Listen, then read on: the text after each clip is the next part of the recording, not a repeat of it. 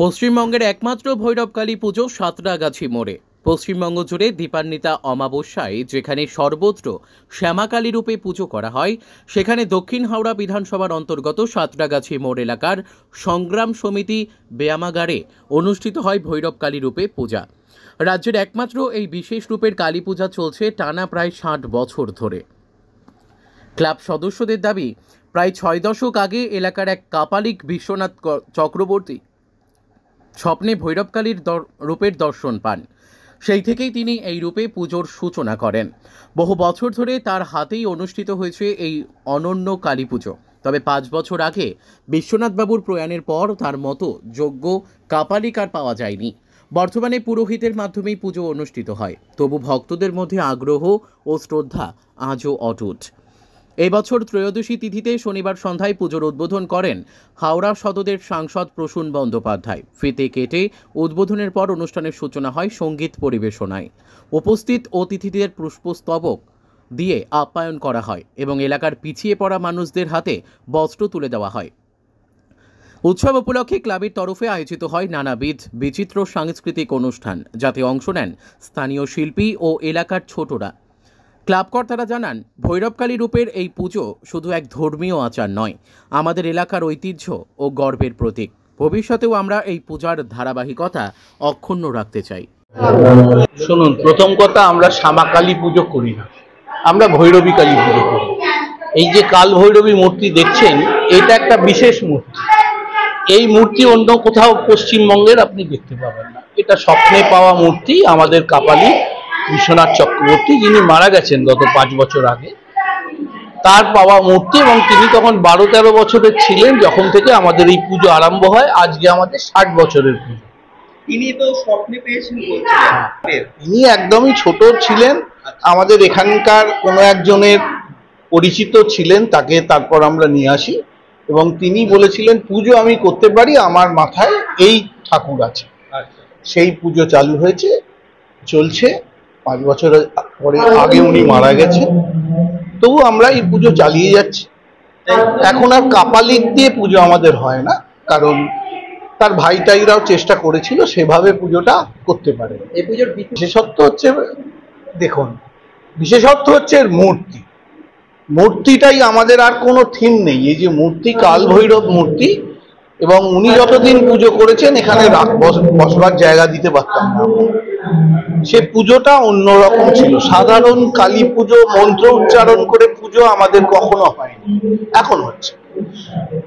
উনি ওই মায়ের সাথে লড়াই করব বলে আসতেন, বিভিন্ন সাজে, বিভিন্ন ভাবে। প্রত্যেক বছরের তার ভাবমূর্তি এবং তার ভাব আলাদা হতো।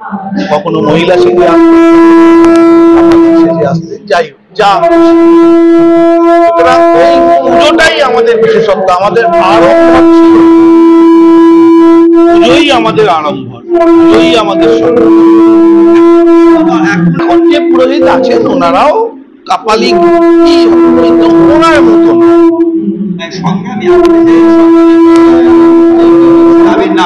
সংগ্রাম সমিতি।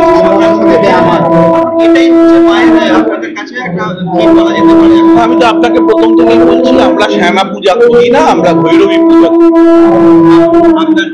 আমার নাম শুভাশিস মিত্র। 60 বছরের।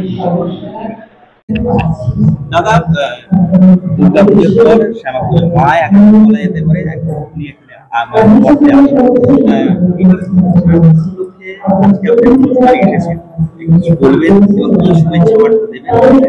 আমি আমার এখানে যখন এসছি, আমি এই হাওড়ায় প্রথম দিক থেকে একজন আমার ভাই ছিল। এরা এত ভালোভাবে আমাকে সঙ্গে বাসা চলা, আস্তে আস্তে যখন ঠাকুর বড় হলো, সবকিছু করতে হলো। মানে এরা টাকা পয়সা কারো কাছে চেয়ে ছুঁয়ে যায়নি, নিজের ঘরের থেকে করে সবসময় করেছিল। এবং আমাকে কন্টিনিউ, আমি বলছি, ওরা বলবে যে আসতে হবে প্রসন্নদা, তুমি থেকে। ভীষণ ভদ্র, পরিবেশ ভালো, সব কিছু ভালো। আগে অনেক দিন ধরে আমি এদের কাছে এসেছি এবং খালি ঠাকুরের জন্য না, কোনো রকম আমার অসুবিধা হলে তারা পাশে আমার ছিল সব সময়। পলিটিক্সের সময়তে আমাকে বলে যে প্রসন্নদা, আর সবচেয়ে ভালো লাগলো এখানে একটা আমরা ছোট্ট করে দিয়েছিলাম, বসবে সবাই বড়, সেটা একবার কে ভেঙে দিয়েছিল। আমি দেখলাম এখন আজকে আসে দেখলাম ওরা করে দিয়েছে, এরাই, আর কেউ না, ওরা আমার ভাইরাই করে দিয়েছে। হ্যাঁ, এগুলো হয় কিন্তু এটা হওয়া উচিত না ওটা। হ্যাঁ, হাওড়ার মানুষ তো ভালো লোক, খারাপ কেউ না। আমি দেখেছি, আমি কলকাতা ছেড়ে দিয়েছি। কলকাতা একদম আমি ছোট থেকে জন্মেছি, বড় হয়েছিলাম।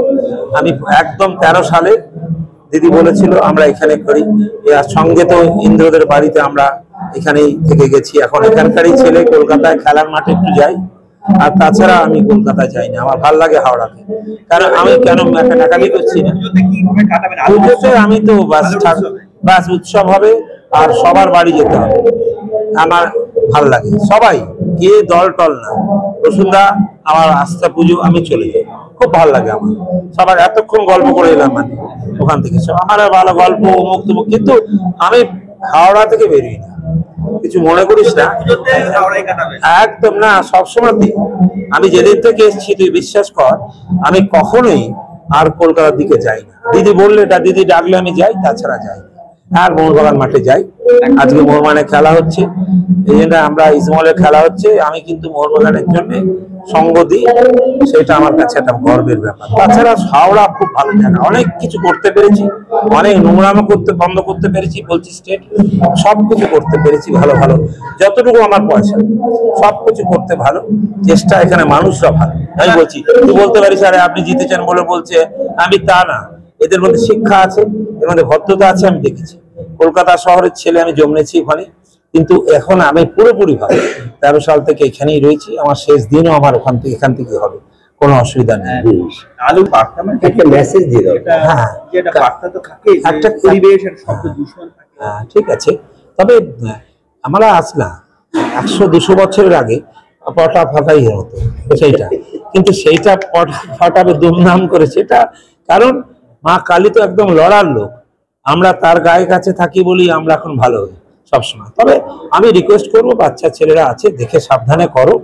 লাইট টাইট অনেক কিছুই ছোট ছোট হয়, কিন্তু বেশি বড় হলে যেও না, তাতে তোমাদের অসুবিধা হবে, কষ্ট হবে, তো কেউ মারা যেতেও পারে। তাই এখন খুব ভালো, এখন ওরা আছে, বাচ্চারা সব খুব ভালো আছে, তাদের ওপর সব না। আমি মনে করি যে তোমরা খেলাধুলা যেরকম হয় করে, একটু লাইট পড়লো, কিছু হলো, কিন্তু বড় কিছু করতে যেও না, সেটা অনেক ক্ষতি হয়ে যাবে, নিজের শরীরও খারাপ হয়ে যাবে।